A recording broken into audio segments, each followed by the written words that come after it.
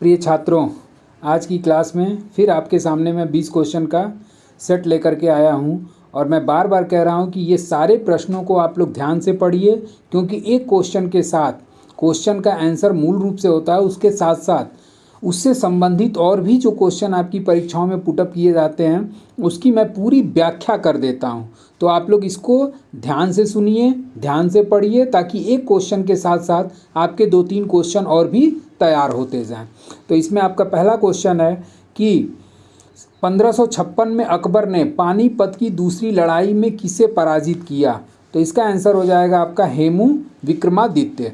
और पानीपत का, अब यहाँ पर दूसरी लड़ाई किस सन में लड़ी गई थी? 1556। अब पानीपत की प्रथम लड़ाई, प्रथम युद्ध कब लड़ा गया था? तो प्रथम युद्ध जो है आपका 1526 ईस्वी, और बाबर बनाम इब्राहिम लोदी के मध्य पानीपत का प्रथम युद्ध 1526। दूसरा आपका हो गया अकबर और हेमू के बीच पानीपत की दूसरी लड़ाई लड़ी गई थी। और तीसरा भी आपका पूछता है, तो पानीपत का जो तीसरा युद्ध है वो आपका हुआ था 1761 ईस्वी में, और अफ़गानी शासक हुआ करता था अहमद शाह अब्दाली और मराठा। एक बार आपकी परीक्षाओं में क्वेश्चन देखने को मिला था कि पानीपत के तीसरे युद्ध में मराठा साम्राज्य का प्रतिनिधित्व किसने किया? तो इसका आंसर हो जाएगा आपका सदाशिव राव के द्वारा प्रतिनिधित्व किया गया था।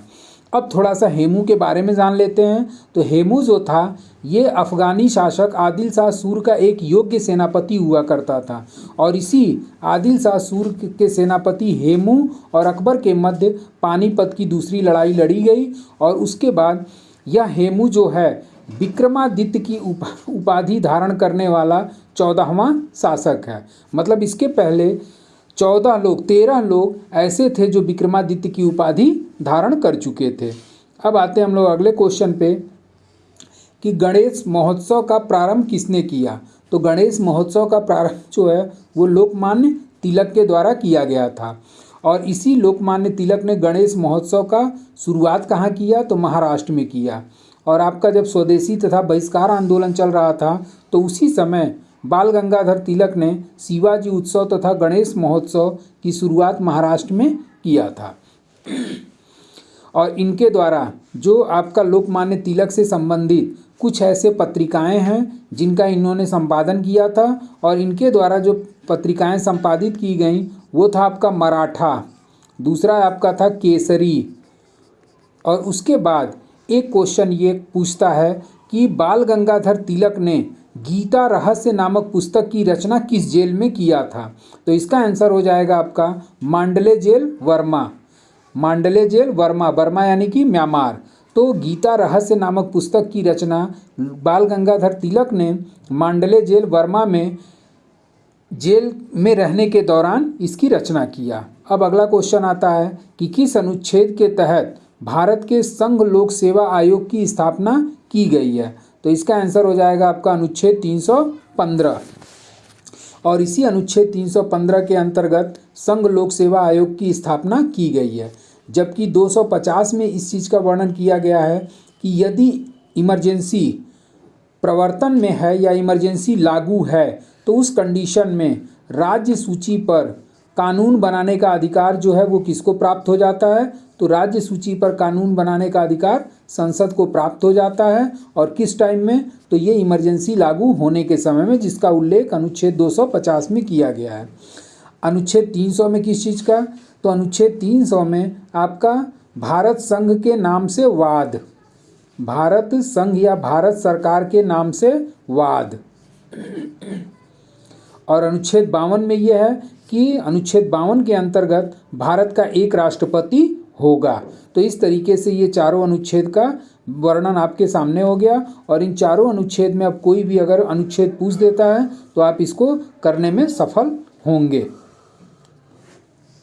अब आते हैं अगले क्वेश्चन पे कि यह निर्णय लेने का अधिकार किसको है कि बिल मुद्रा बिल है अथवा नहीं? मतलब कि कोई भी विधेयक, धन विधेयक, यहाँ पे थोड़ा सा कन्फ्यूजन क्रिएट किया है आपका शब्दों के जाल में। अब बिल मुद्रा का मतलब ये हो गया कि इस तरीके से क्वेश्चन सीधे सीधे हो सकता है कि इनमें से किस पदाधिकारी को यह निर्णय लेने का अधिकार है कि धन विधेयक है अथवा नहीं। तो इसका आंसर हो जाएगा आपका लोकसभा अध्यक्ष, और लोकसभा अध्यक्ष ही यह तय करता है कि कोई भी विधेयक धन विधेयक है अथवा नहीं, और इसी का निर्णय अंतिम होता है। अब ये क्वेश्चन एक और पूछता है कि धन विधेयक की परिभाषा किस आर्टिकल में दी गई है। तो धन विधेयक की परिभाषा जो है वो आर्टिकल 110 में दी गई है। अब अगला क्वेश्चन है कि नंदा देवी चोटी किस राज्य में स्थित है। तो इसका आंसर हो जाएगा आपका उत्तराखंड, और इसी उत्तराखंड में नंदा देवी पर्वत चोटी स्थित है, जो भारत की दूसरी सबसे ऊंची चोटी मानी जाती है। और विश्व में अगर पूछा जाए तो नंदा देवी चोटी जो है विश्व में आपका 23वां स्थान या 23वें क्रम पर अपना स्थान रखती है। अब भारत की सबसे ऊंची चोटी कौन सी है। तो भारत की सर्वोच्च चोटी जो है वो है आपका कंचनजंगा, कंचनजंगा, जो कि सिक्किम में स्थित है। तो इस तरीके से इस क्वेश्चन पे 3 क्वेश्चन आपके कंप्लीट हो गए। अब आते हैं हम लोग अगले क्वेश्चन पे, और अगला क्वेश्चन कि वातावरण की सबसे गर्म परत कौन सी है। तो वातावरण की सबसे गर्म परत जो होती है उसे मेसोस्फीयर के नाम से जाना जाता है, मेसोस्फीयर। और ये जो सबसे गर्म परत जो होती है वो आपका थर्मोस्फीयर, गलती हो गया, ये थर्मोस्फीयर। और थर्मोस्फीयर जो है ये पृथ्वी से 85 किलोमीटर की दूरी पर स्थित है। अब आते हैं अगले क्वेश्चन पे, और अगला क्वेश्चन आपका है कि विद्युत प्रतिरोध की इकाई क्या है। Question number 27। तो विद्युत प्रतिरोध की इकाई जो होती है वो ओम होती है। अगला क्वेश्चन कि चश्मे बनाने में किस कांच का उपयोग किया जाता है। तो इसका आंसर हो जाएगा आपका क्रुक्स कांच। अगले क्वेश्चन पे आते हैं, और अगला क्वेश्चन है कि एक ध्रुवीय सहसंयोजी बंध है। तो इसका आंसर हो जाएगा HCl। और ये जो HCl है हाइड्रोजन क्लोराइड का एक यौगिक है, और यह एक ध्रुवीय संयोजी बंध है। तो इसमें 2 आपके शामिल हो गए, एक हाइड्रोजन और दूसरा Cl यानी कि क्लोराइड, जो कि सहसंयोजी बंध के रूप में शामिल है। अगला क्वेश्चन, अनुवांशिक रूप से समान व्यक्तियों के बीच प्रत्यारोपण को क्या कहते हैं। तो इसका आंसर हो जाएगा आइसोग्राफ्ट। और इसी आइसोग्राफ्ट, जब 2 व्यक्ति हैं जो आनुवांशिक रूप से समान या जुड़वा हो तो उसे प्रत्यारोपण से संबंधित माना जाता है, और इसे आइसोग्राफ्ट के रूप में जाना जाता है। अगला क्वेश्चन कि प्रतिजन दर्शाने वाली कोशिकाएं निम्नलिखित में किसे छोड़कर सभी में विशिष्टीकृत कोशिकाएं होती हैं। तो इसका आंसर हो जाएगा आपका गुर्दा। प्रतिजन दर्शाने वाली कोशिकाएं निम्नलिखित में किसे छोड़कर सभी में विशिष्टीकृत कोशिकाएं होती हैं। तो प्लीहा हो गया, त्वचा हो गया, लसिका ग्रंथ हो गया, इन सभी में विशिष्टीकृत कोशिकाएं होती हैं, जबकि गुर्दे में आपका विशिष्ट कोशिकाएं नहीं होती। और ये जो आपका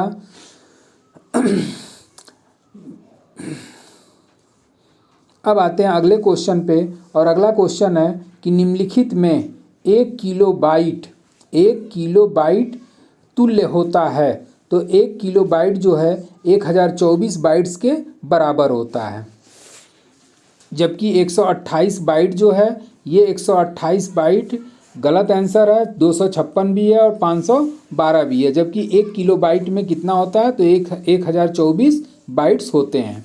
अगला क्वेश्चन है आपका ग्रीन हाउस का क्या प्रभाव होता है। तो इसका आंसर हो जाएगा आपका ग्रीन हाउस का मुख्य रूप से प्रभाव होता है पृथ्वी के वायुमंडल के कारण उसकी सतह का गर्म होना।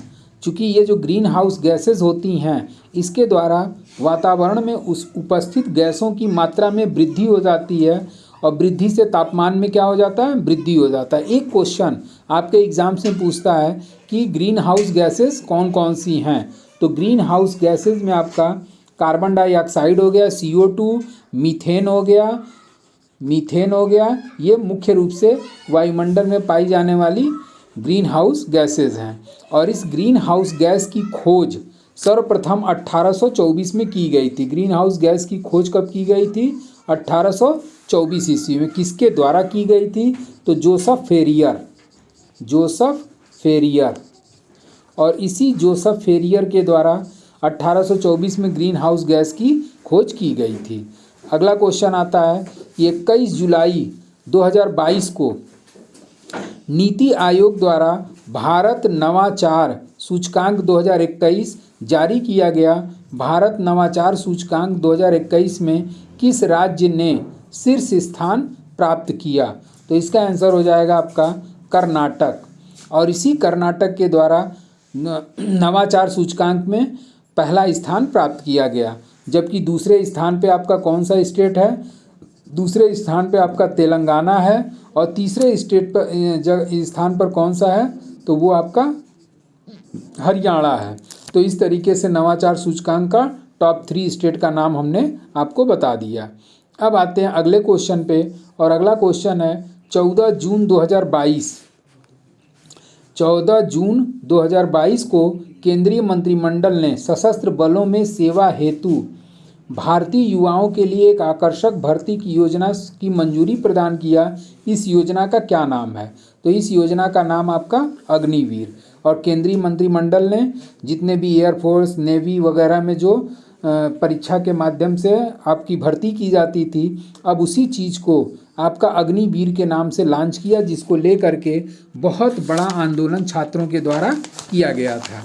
अब आते हैं अगले क्वेश्चन पे, और अगला क्वेश्चन आपका है कि जल विद्युत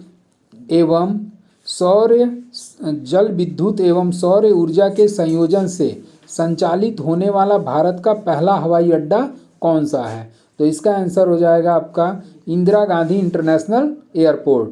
और इसी इंदिरा गांधी इंटरनेशनल एयरपोर्ट जो है भारत का पहला अंतर्राष्ट्रीय हवाई अड्डा बना, जो जल विद्युत एवं सौर ऊर्जा के संयोजन से संचालित हो रहा है। अगले क्वेश्चन पे आते हैं। अगला क्वेश्चन आपका ये है कि 9 जून 2022 को संयुक्त राष्ट्र सुरक्षा परिषद के अस्थायी सदस्यता हेतु 5 नए सदस्य देशों का चुनाव संपन्न हुआ। इसमें से कौन सा देश शामिल नहीं है? तो इसमें इसका आंसर हो जाएगा आपका बोत्सवाना। और बाकी ये 3 देश 2022 में आपके अस्थायी सदस्य, सुरक्षा परिषद के अस्थायी सदस्य के रूप में निर्वाचित किया गया। और इनका जो कार्यकाल है, ये कार्यकाल आपका स्टार्ट होगा 1 जनवरी 2023 से। 1 जनवरी 2023 से स्टार्ट होगा। और कब तक चलेगा? तो ये चलेगा आपका 31 दिसंबर 2024 तक। जैसा कि हमने यूएनओ का वीडियो आप लोगों के सामने प्रोवाइड कराया हुआ है, और उसी यूएनओ से रिलेटेड ये आपका सुरक्षा परिषद है। और उसी सुरक्षा परिषद में 2 प्रकार के सदस्य शामिल होते हैं, जिसमें आपका 5 स्थायी सदस्य तथा 10 अस्थायी सदस्य। और इन 10 अस्थायी सदस्यों का जो कार्यकाल होता है वो 2 वर्ष का होता है। और ज़्यादा डिटेल आपको इसके संबंध में, यूएनओ के संबंध में पढ़ना होगा, तो उसमें बहुत सारे ट्रिक के माध्यम से इसके संगठन के मुख्यालय को भी हमने बताया हुआ है। आप वहाँ से इस यूएनओ के पूरे टॉपिक को, क्वेश्चन आंसर भी उसमें दिया गया है, पूरे टॉपिक को आप लोग वहाँ से कवर अप कर सकते हैं। अगला क्वेश्चन आता है कि अगला क्वेश्चन ये है कि हाल ही में चर्चा में रहा माउंट बुलूसन ज्वालामुखी में विस्फोट दर्ज किया, यह किस देश में स्थित है? तो इसका आंसर हो जाएगा आपका फिलीपींस। और 5 जून 2022 को, हाल का मतलब ये डेट कौन सी है? 5 जून 2022। और इसी 5 जून 2022 को बुलूसन ज्वालामुखी में विस्फोट दर्ज किया गया। और ये फिलीपींस के सेरसोगोन नामक प्रांत में स्थित है। अगला क्वेश्चन आता है कि फ्रांस की नई प्रधानमंत्री के रूप में किसने पदभार ग्रहण किया? तो इसका आंसर हो जाएगा आपका एलिसाबेथ बोर्न। और ये फ्रांस की नई प्रधानमंत्री के रूप में इन्होंने पदभार ग्रहण किया। और ये फ्रांस की प्रधानमंत्री बनने वाली दूसरी महिला हैं। अब आते हैं अगले क्वेश्चन पे, और अगला क्वेश्चन ये है कि देश की 15वीं राष्ट्रपति द्रौपदी मुर्मू मूलतः किस राज्य से हैं? तो मूल रूप से ये आपका आंसर हो जाएगा ओडिशा।